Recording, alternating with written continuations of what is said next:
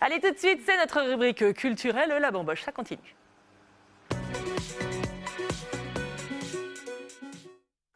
Avec Franck, notre invité, chanteur et coach vocal. Alors, normalement, il y a plein de trucs qui se passent, on va en parler dans votre vie d'artiste. En ce moment, il y a un truc qui m'a interpellée, c'est que vous chantez, vous organisez des lives sur Skype, sur Visio, dans les maisons de retraite. Expliquez-nous.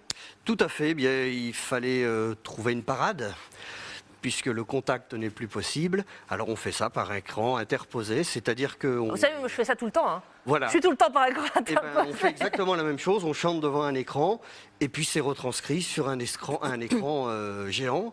Et c'est génial, parce qu'on a quand même une espèce de proximité, il y a des interactions qui peuvent se faire. Et... Vous les voyez, vous aussi? Mais oui, je les vois. Les personnes le pour retour qui vous aussi. chantez, ouais.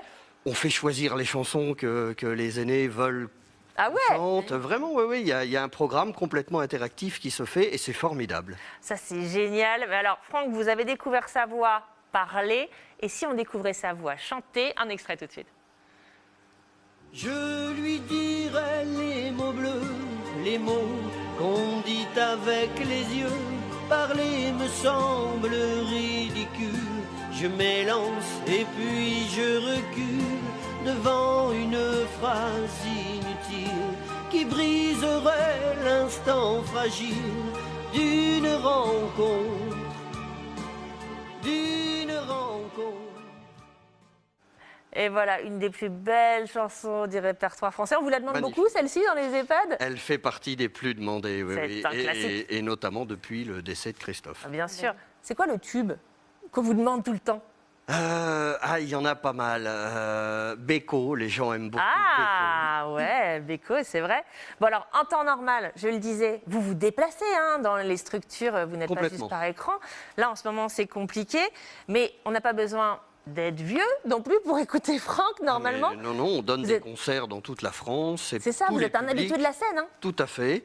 Là, on se focalise sur les aînés parce que c'est un moment d'entraide et de solidarité. Et c'est important. Mais sinon, on tourne partout. Je fais de la scène en permanence. Qu'est-ce que vous y trouvez, justement, dans cet échange avec le public, que ce soit normalement sur une scène ou bien là, en ce moment, via écran? Quelque chose de primordial qu'est l'échange. Ouais.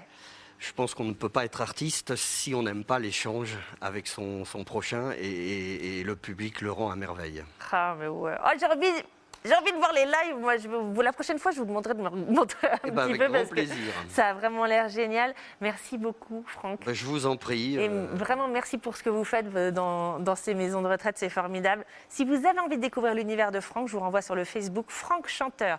Et puis, il y a aussi franck-chanteur.com. Suivez les réseaux sociaux parce que dès que le monde va reprendre sa marche normale, paf, c'est là qu'il annoncera les concerts.